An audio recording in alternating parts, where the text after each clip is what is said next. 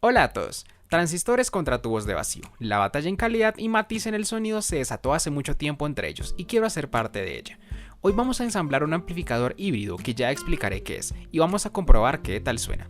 Para quien no lo sepa, vamos con un poquito de historia. Antes de los transistores existían los tubos de vacío, componentes que eran similares a los transistores, pero mucho más caros, más delicados, más grandes, requerían mantenimiento, etc. Estos componentes requerían voltajes muy elevados para funcionar correctamente, del orden de 100 hasta 600 voltios, aunque se pueden utilizar a menores voltajes, y necesitaban precalentarse en su interior por medio de un filamento, de ahí que algunas personas les llamen lámparas, aunque no lo son en lo absoluto. Los tubos de vacío empezaron siendo únicamente diodos, luego se ampliaron a triodos, pentodos, etc., agregando más cosas en su interior para hacerlos más estables y predecibles. En este video no está previsto explicar cómo funcionan la emisión termoiónica, funcionamiento ni nada de esto. Lo que nos interesa es que, al aparecer los transistores, se dejaron de lado los tubos de vacío casi en su totalidad. Sin embargo, para nosotros los músicos no, porque hay una diferencia de sonido entre los amplificadores de tubos y los amplificadores a transistores, aportando mayor calidez y una saturación rica en armónicos que son agradables para muchos músicos.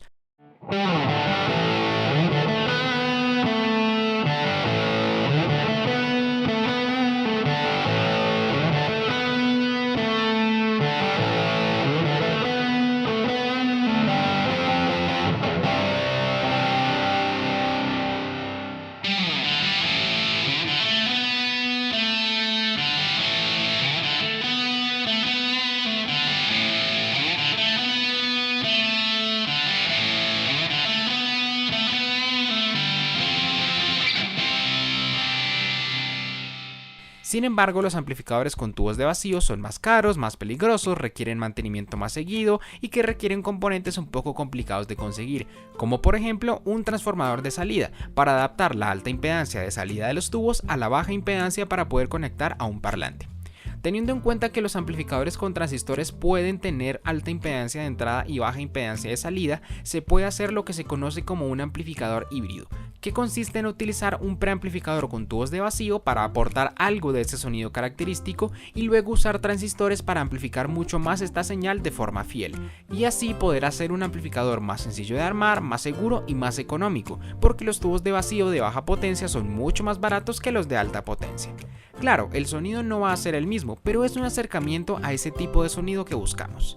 Después de todo este discurso, hoy vamos a ensamblar este amplificador, que usa dos tubos de vacío 6J1 como preamplificadores y dos LM1875T como amplificadores. Veremos qué tal nos va y qué tal suena un amplificador de este tipo por menos de $14.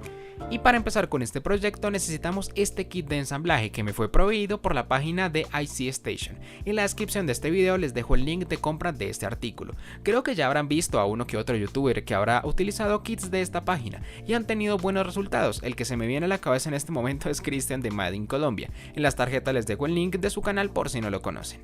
He visto que ha ensamblado varios circuitos de esta página y dije, ¿por qué no? En este kit tenemos el circuito impreso dentro de una bolsa con todos los demás componentes. Si se dan cuenta, tengo una resistencia soldada ya, y si no saben por qué está ahí, en la review de la estación de soldadura que hice hace poco está la respuesta. En las tarjetas también les dejaré el enlace. Y bien, tenemos aquí todos los componentes. Sin embargo, no me gustó que los tubos de vacío estuvieran protegidos por nada, porque son bastante delicados. Por ejemplo, mis tubos de vacío los tengo en su caja respectiva, protegidos lo mejor posible. También tenemos una hoja en la que podemos ver el circuito totalmente ensamblado y todo está casi totalmente en chino, con un diagrama esquemático muy desordenado, y puedo ver más o menos la fuente de alimentación, un par de transistores, veo un par de jacks de entrada, los tubos, etc. Sin embargo, por la alimentación que lleva, no parece que los tubos estén preamplificando, más bien están bajando la señal de salida, y creo yo que el matiz no se puede apreciar para nada en el sonido final. En fin, dejando eso de lado, tenemos en el otro lado la lista de componentes. Sin embargo, por el idioma es mejor usar la serigrafía del circuito para guiarnos en los valores de los componentes. Y bueno, tenemos todos los demás componentes, incluyendo los sockets para los tubos, el disipador, tornillos, etc. Vamos a empezar con el ensamblaje, primeramente con las resistencias como ya es costumbre. Tengo esta de aquí que según el código de colores es de 4.7K, pero podemos tomar un ohmmetro para medir su resistencia si no conocen el código de colores de las resistencias de 5 y 6 bandas, que veremos que es de 4.7K efectivamente. Y en el circuito tenemos un par de estas resistencias, solo resta insertar y soldar cada una de ellas, incluyendo la resistencia de potencia y el potenciómetro. Y aquí podemos ver cómo vamos con el circuito con todas las resistencias soldadas, y verán que en la resistencia de potencia los pads tienen una separación algo pequeña entre ellos y no entra como debería. En fin, siguiendo con los condensadores, tenemos condensadores polares como este, que tienen negativo y positivo, y este no polar, que no tiene polaridad como su nombre indica. Tomaré como ejemplo este electrolítico de 47 microfaradios a 10 voltios y veremos que tiene una franja gris que señala el negativo del mismo. En el circuito impreso veremos el valor del condensador y la parte sombreada es el negativo. Como siempre, por el otro extremo doblamos ligeramente las patillas y procedemos a soldarlos. Ahora voy a tomar uno no polar, que por su serigrafía puedo ver que es 105, por ende 1 microfaradio. En el circuito impreso los tenemos cerca de los dos tubos de vacío, pero son bastante grandes con respecto a los que están en la serigrafía, así que tendré que doblarlos un poco, para que entren bien en el circuito impreso. No queda muy bonito, pero es funcional cuanto menos. Y después de soldar todos los condensadores, podemos ver el circuito de esta forma. Ahora vamos con los transistores. Tenemos este que es el D167 y tiene una parte plana y curva desde la parte superior, cosa que podemos ver directamente en el circuito impreso.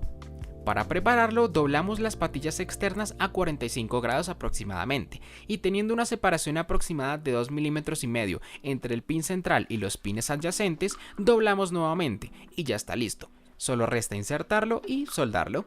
También aprovechamos para soldar el puente rectificador siguiendo la parte diagonal del mismo y la parte diagonal en el circuito impreso. Luego tenemos los LM1875T, sin embargo primero vamos a poner el disipador, ajustado desde abajo por medio de tornillos. Sin embargo, no me gusta que condensadores electrolíticos estén tan cerca de un disipador. Un buen diseñador sabría poner los condensadores en un lugar lo más alejado posible a cualquier pieza que esté caliente o que se vaya a calentar en el circuito. En fin, después de asegurar el disipador, ponemos los LM1875T. Sin embargo, primero ponemos los separadores de goma y los acoples plásticos para aislar eléctricamente el disipador con el LM1875T, transmitiendo calor y no electricidad. Ahora insertamos los componentes finales, que son conectores de entrada y salida de audio. La salida de audio pasa únicamente por los tubos, por lo que solo es para auriculares. Podemos ver que hay un pin de plástico, pero este no tiene un lugar para atravesar el circuito impreso, lo que causa que se eleve un poco sobre el mismo, por lo que yo recomiendo cortarlo, consiguiendo que entre perfectamente en la parte delantera y en la parte trasera. Luego tenemos dos LEDs bajo los tubos que añaden un efecto muy bonito iluminando los tubos desde abajo con color azul. Tenemos ánodo y cátodo en la serigrafía, identificando la polaridad, procedemos a insertarlo y soldarlo respetando la polaridad. Justo encima de los LEDs ponemos el socket cerámico para los tubos. Podemos subir un poco más el LED para que se ilumine más el tubo, pero no tanto porque el tubo se calienta y no queremos calentar el LED obviamente. Por último, tenemos conectores para asegurar el transformador, la salida del parlante derecho y la salida del parlante izquierdo, que se aseguran muy fácilmente con soldadura. Y una vez terminamos de soldar todo esto, terminamos nuestro proyecto. Y bien, aquí tenemos soldado todo perfectamente y vamos a probarlo, empleando un transformador de 14 voltios, que es un poco más bajo de los 18 voltios que se recomiendan, pero funcionará igualmente. Eso sí, tuve que poner la resistencia de potencia bajo el circuito impreso porque se calentaba mucho y no me agrada que se caliente tanto cerca de este condensador. Para probarlo usaré dos parlantes full rango y mi guitarra eléctrica para tocar algo. Veremos qué tal suena. Lastimosamente no tenemos ecualización, ni distorsión, ni preamplificación efectiva en los tubos, cosa que sí tendría un amplificador de guitarra como tal, por lo que no sé qué tal sonará, pero bueno, veamos qué ocurre.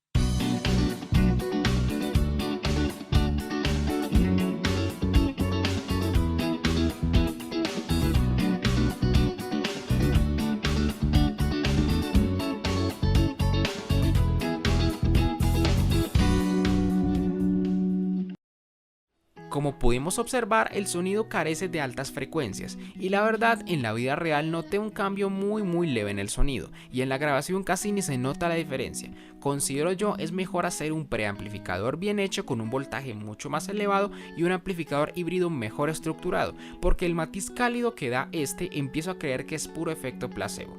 Y bien, aquí termino este video. Deja en los comentarios qué artículo de la página de IC Station querrías que analice y tal vez lo traiga para ensamblarlo. Nos veremos en próximos tutoriales. Hasta la próxima, chaito.